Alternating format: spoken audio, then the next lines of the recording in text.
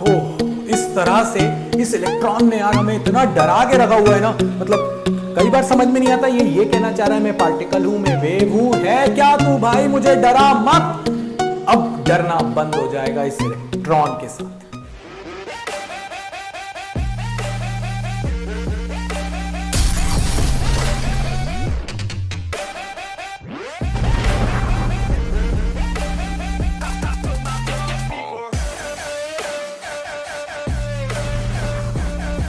तो भाई इलेक्ट्रॉन के डर को अब खत्म करने का टाइम आ गया है। डी ब्रॉगली ने उनकी बहुत सारी बातों को पकड़ लिया और वो मिस्ट्री को सॉल्व कर दिया। लाइट ने कहा कि मेरे पास पार्टिकल नेचर है, मतलब कि मैं बात कर रहा हूं रे ऑप्टिक्स की। लाइट ने कहा कि मेरे पास वेव नेचर है, मतलब कि मैं बात कर रहा हूं वेव ऑप्टिक्स की। सारी फिनोमिना दिखा दी। जब लाइट तुम रख सकते हो पार्टिकल नेचर अपने अंदर, तो क्या एक पार्टिकल अपने अंदर वेव नेचर नहीं रख सकता?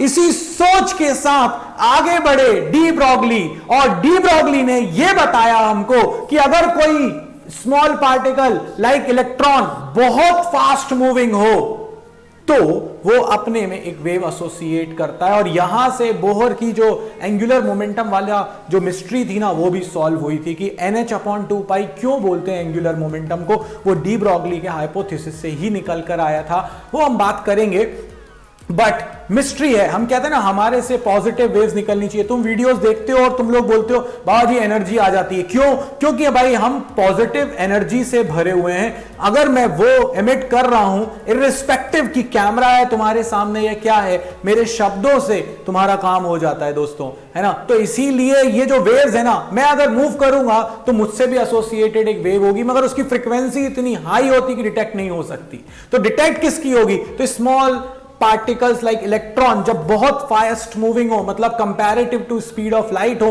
तो उनकी जो वेवलेंथ है वो डिटेक्ट हो सकती है। और ये हाइपोथेसिस था, इसको प्रूव किया था डेविसन एंड जर्मर ने। मगर डेविसन और जर्मर की चीजें तो अब सिलेबस से हट गई हैं, इसलिए बात ही नहीं करेंगे। इन्होंने थ्योरेटिकल मॉडल दिया था, बहुत दिमाग लगाया था बंदे ने, और उसने कहा था कि अगर आपके पास कोई पार्टिकल है जिसका मास है m, और अगर वो स्पीड ऑफ लाइट से चल रहा है तो उसकी एनर्जी है हमारे पास E = mc²। आइंस्टीन साहब याद आया, अभी लास्ट वीडियो में ही उनसे मिले हैं अपन।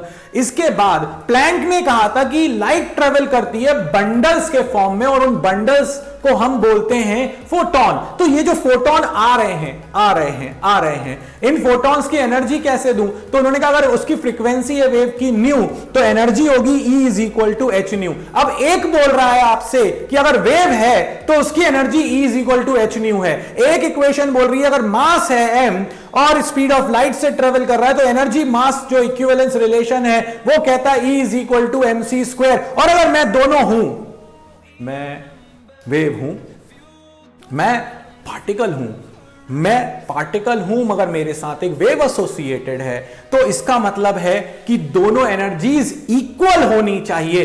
पहली इक्वेशन से जो निकाला E = hν, दूसरी इक्वेशन से जो निकाला E = mc², दोनों इक्वल होने चाहिए। दोनों को कर दिया हमने equal according to de Broglie hypothesis. जैसे ही आपने इक्वल किया, भाई ये फॉर्मूला तो अपन इतनी बार देख चुके हैं कि अब जरूरत ही नहीं है। New = c/λ।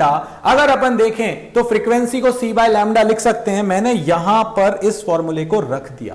जैसे ही रखा तो आप गौर से देखो, यहां पर ये c से एक c कैंसिल हो जाएगा। अब ये कैंसिल हुआ तो लैम्डा आ जाएगा h/mc, और mass into velocity is basically known as momentum. चाहे स्पीड ऑफ लाइट हो है तो m × c will become momentum. So आपके पास फॉर्मूला आ गया लैम्डा = h/p। बहुत शानदार फॉर्मूला, चुम्मा फॉर्मूला है ये, क्योंकि वेवलेंथ और मोमेंटम मतलब कि पार्टिकल मास वेवलेंथ, इन दोनों को उन्होंने आपस में रिलेट कर दिया। ये डी ब्रॉगली का हाइपोथेसिस था। अब मैं आपको जो चीजें बताने जा रहा हूं ये बहुत शॉर्ट में सारी चीजें कह देगी, मतलब एक घंटे के लेक्चर देखने की जरूरत नहीं है यार। मतलब मैं किसी से कंपेयर नहीं कर रहा हूं तुमको, और ना इसकी कंट्रोवर्सी को क्रिएट करना, बट यस मतलब मैं क्या कर रहा हूं यार, मैं बैठ के बातें करूं और तुम लोगों से बोलूं ऐसा हो रहा था, ऐसा हो रहा था। अरे वही चीज अगर मैं 1 मिनट में कह सकता हूं तो क्यों टाइम वेस्ट कर रहे हो किसी का? भाई टाइम का यूज करो, बातें कम करो, पढ़ाओ ज्यादा। चलो देखो, ये आ गया मेरे पास lambda is equal to H upon P. ये क्या है? ये मुझसे कह रहा है कि जो डी ब्रॉगली वेवलेंथ है that is H upon P. अब इसके बहुत सारे फॉर्म्स हैं। फॉर्म्स क्या है? बहुत सारे। और वो फॉर्म्स हमसे ये कहते हैं कि अगर मैं मोमेंटम को लिख दूं मास इनटू वेलोसिटी, एक पार्टिकल है जो मास m का था, वेलोसिटी v के साथ चल रहा था, तो मैं हो जाऊंगा p is equal to M V. So lambda is equal to H upon M V. That's it. इसके बाद अगर मैं आपसे बात करूं कि मुझे काइनेटिक एनर्जी के टर्म्स में चाहिए, तो काइनेटिक एनर्जी का फॉर्मूला क्या होता है? Half M V square. Momentum का क्या होता है? M V. अगर मैं इस इक्वेशन में m का मल्टीप्लाई कर दूं और m का डिवाइड, अब तुम में से कई लोगों का डाउट आता है v का क्यों नहीं किया? भाई वेलोसिटी से ही तो दूर भाग रहे हैं, मास तो मुझे पता है ना उस पार्टिकल का, इसीलिए v से नहीं किया। तो ये मेरे पास आ जाएगा mv का होल स्क्वायर। ये देखो, और mv के स्क्वायर को आप क्या लिख सकते हो? mv के स्क्वायर को आप लिख सकते हो मोमेंटम। तो आपके पास ये 2m चला गया इधर, 2m K is equal to P square. Momentum का फॉर्मूला आ गया under root 2m kinetic energy. भाई साहब ये फॉर्मूला था आपके पास lambda is equal to H upon P. इस फॉर्मूले में p की जगह पर आप लिख दो under root 2m kinetic energy. कहानी खत्म, पैसा हजम। आपके पास वेवलेंथ आ चुकी है lambda is equal to H upon under root 2m K. That's it, कहानी खत्म हो गई। किसके टर्म्स में आ गया? काइनेटिक एनर्जी के। अगर मैं आपसे कहूं कि नहीं भाई मुझे तो चाहिए पोटेंशियल के टर्म्स में, तो काइनेटिक एनर्जी का एक फॉर्मूला बताया था मैंने, क्यू वी बताया था। Kinetic energy, electric potential, W is equal to Q V. So ये आ जाएगा lambda is equal to H upon under root 2m Q V. Kinetic energy की जगह पर मैंने रख दिया यहां पर क्यू वी। तो एक फॉर्मूला ये आ गया। स्टॉपिंग पोटेंशियल भी बोल सकते हो, पोटेंशियल भी बोल सकते हो। स्टॉपिंग पोटेंशियल वही वर्ड यूज कर रहे थे, यहां जरूरत नहीं है, यहां तो एक्सेलरेटेड पोटेंशियल है ये, इसीलिए वर्ड पोटेंशियल ही यूज करें हम। तो ये मेरे पास 3 फॉर्मूले आ गए। Lambda is equal to H upon P, lambda is equal to H upon M V, lambda is equal to H upon under root 2m kinetic energy, lambda is equal to H upon under root 2m Q V. That's it, कहानी खत्म। चलिए अब बढ़ते हैं कुछ special cases की तरफ, क्योंकि कोई भरोसा नहीं है, ये सीबीएसई है भाई, कुछ भी करता है ना। पेपर बनाते टाइम बोलेंगे कुछ, करेंगे कुछ और, तो उसको भी देख लो।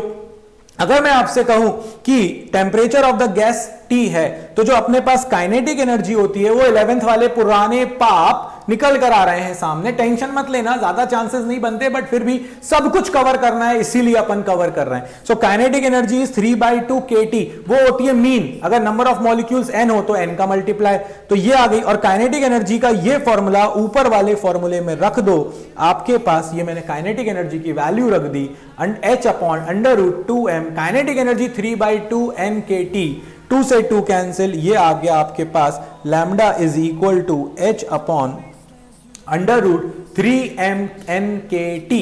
दैट्स इट, ये हो गया आपके पास। एक और अच्छे केस की तरफ चलते हैं। अगर मैंने एक बॉल को ड्रॉप किया, ऑब्जेक्ट को, मास m की, ऊपर से नीचे की तरफ, तो बताइए जब वो हिट करने वाला होगा ग्राउंड को, तो उस समय उसकी जो वेवलेंथ उससे एसोसिएटेड होगी वो कितनी होगी? तो यार आसान है, सिर्फ और सिर्फ आपने ऑब्जेक्ट को ड्रॉप किया, अगर आपने उसकी वेलोसिटी निकाल दी तो lambda is equal to H upon M V. इस फॉर्मूले में आप v की वैल्यू रख दो, आपका आंसर आ जाएगा। So lambda is equal to H upon M V है। u इनिशियली 0 है क्योंकि ड्रॉप किया था, h हाइट है, तो s हो गया, डिस्प्लेसमेंट हो गया h, एक्सेलरेशन हो गया g। v square is equal to U square plus 2as, third equation of motion. v तो v है, u 0 है, एक एक्सेलरेशन g है, डिस्प्लेसमेंट h है। अगर v की वैल्यू देखें तो अंडर रूट 2gh आ रही है, यहां पर रख दी तो लैम्डा इज इक्वल टू आ गया h upon under root h upon m into under root 2gh। बोलते बोलते थक जाते हैं, ऐसा लगता है कि गला गया, बट तुम लोग की इतने सारे सपोर्ट है ना कि वो एनर्जी इतनी मिलती जाती है कि फिर से वही उसी लेवल पर आकर पढ़ाना शुरू कर देते हैं जिस लेवल पर तुम लोग मुझे छोड़ते हो, है ना, और मैं तुम्हें जहां ले जाना चाहता हूं। चलिए बढ़ते हैं आगे और अब बात करेंगे हम लोग ग्राफ्स की। ये भी एक इंपॉर्टेंट सेक्शन है। अब जिन लोगों को भी दिक्कत है आराम से समझो। देखो भाई, अगर मुझसे कहा गया ग्राफ बनाइए वेवलेंथ वर्सेस मोमेंटम का, तो lambda is equal to H upon P, formula ढूंढ लो बस, काम हो जाएगा। अगर मैं यहां पर देखूं तो यार ये जो y एक्सिस पर है वो ऊपर है h, और जो x एक्सिस पर है p वो नीचे, तो यानी y is inversely proportional to x। और अगर y is inversely proportional to x है तो graph will be a rectangular hyperbola. ये बन गया रेक्टेंगुलर हाइपरबोला। ऐसा क्यों? क्योंकि जब मोमेंटम जीरो है, जीरो रख दो, लैम्डा इंफिनिटी आ जाएगा, पहुंच गए जीरो इंफिनिटी। और जब मोमेंटम इंफिनिटी है x एक्सिस पर तो वेवलेंथ आपका जीरो, मतलब वो इंफिनिटी पे जाके टच करेगा, ऐसा। ठीक, इसके बाद अगर आप देखें, अब मैंने इसी में देखो क्वेश्चन कितने आसानी के साथ बदले जाते हैं, ग्राफ बदल जाता है। ये हो गया आपके पास लैम्डा, ये हो गया आपके पास y एक्सिस पर, x एक्सिस पर है आपके पास 1 अपॉन p। अगर लैम्डा आपके पास y एक्सिस पर है और x एक्सिस पर आपके पास 1 अपॉन p है, तो आप गौर से देखो y इज प्रोपोर्शनल टू हो जाएगा x, क्योंकि अब p नहीं है, अब 1 अपॉन p है। तो प्रोपोर्शनैलिटी पे ग्राफ कैसा आता है? Graph will be a straight line. ये लीजिए भाई साहब, ग्राफ आ गया है आपके पास straight line, y is proportional to x का ग्राफ था, हो गया आपके पास, कहानी खत्म। अब और वैरायटी देखो ग्राफ की, ग्राफ ही ग्राफ है, सब इक्वेशन बेस्ड है, बस इक्वेशन ढूंढनी है कौन सा फॉर्मूले की इक्वेशन यहां सुटेबल है। जैसे अगर मैं आपसे कहता हूं lambda versus under root 1 upon under root kinetic energy का ग्राफ बनाओ, बना देते हैं भाई। ये लीजिए फॉर्मूला क्या है, lambda is equal to H upon under root 2mk। अब अगर आप देखो तो ये तो आपका y एक्सिस पर है, ये पूरा का पूरा x एक्सिस पर है, तो ये चीज कांस्टेंट है ना, तो आपकी स्लोप क्या बन जाएगी? स्लोप बन जाएगी आपके पास ये h upon under root 2m। और ये ग्राफ क्योंकि डायरेक्टली प्रोपोर्शनल हो गया, इसीलिए ये ग्राफ भी हो जाएगा स्ट्रेट लाइन। फॉर्मूला ढूंढना है, मैं बहुत तेजी से चल रहा हूं इसीलिए, क्योंकि फॉर्मूला देखना है, और मैं इतना सिखा चुका हूं तुमको कि अब तुम कर डालोगे यार, मुझे पता है तुम मचा दोगे इसमें। तो चलो अब अपने पास नेक्स्ट आता है lambda versus 1 upon under root V. अगर फिर से देखो तो भाई ये फॉर्मूला अपने पास, ये दोनों डायरेक्टली प्रोपोर्शनल है। स्लोप क्या बनेगा? ये चीज पूरी की पूरी बन जाएगी आपके पास स्लोप। तो लैम्डा और 1 अपॉन रूट वी के बीच का ग्राफ भी आ जाएगा स्ट्रेट लाइन। दैट्स इट, कहानी खत्म। एक लास्ट इंटरेस्टिंग मजेदार क्वेश्चन है, आपसे बोला log lambda versus log P का ग्राफ बनाकर दिखाओ। अरे भाई बना देंगे, उसमें क्या है, lambda is equal to H upon P, but मुझे तो लॉग लैम्डा चाहिए, तो टेक लॉग बोथ साइड। फिर यहां पर अपने पास फॉर्मूला क्या लगता है, अगर लॉग में दो चीजें डिवाइड में हो तो वो बन जाएगा log M minus log N. तो ये देखो लैम्डा हो गया आपके पास y एक्सिस पर, log p हो गया आपके पास x एक्सिस पर, और जो आगे -1 है वो हो गई आपकी स्लोप, और log h तो कांस्टेंट है, वो हो गया इंटरसेप्ट। अब आपका इंटरसेप्ट पॉजिटिव है, क्योंकि जब x को 0 रखोगे तो +c आ रहा है, मतलब ग्राफ जाना चाहिए आपका ऊपर से। मतलब ये देखो कॉपी पेस्ट के चक्कर में गड़बड़ हो जाती है यार, ये ग्राफ गड़बड़ है, इसमें ये ग्राफ नहीं बनेगा, इसका ग्राफ ये बनेगा। देखो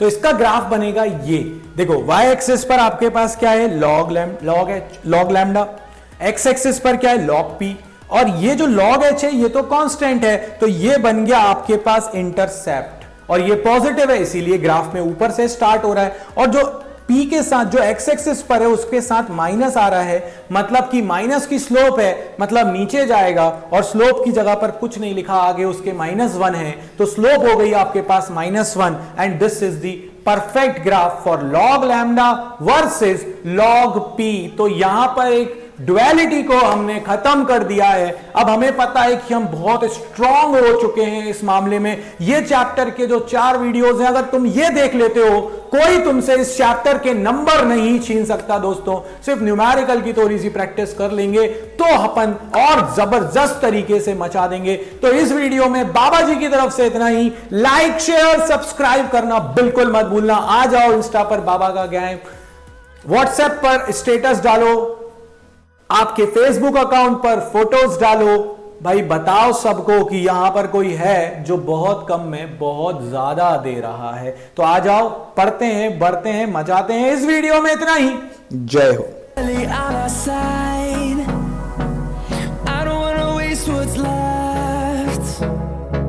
The storms we chase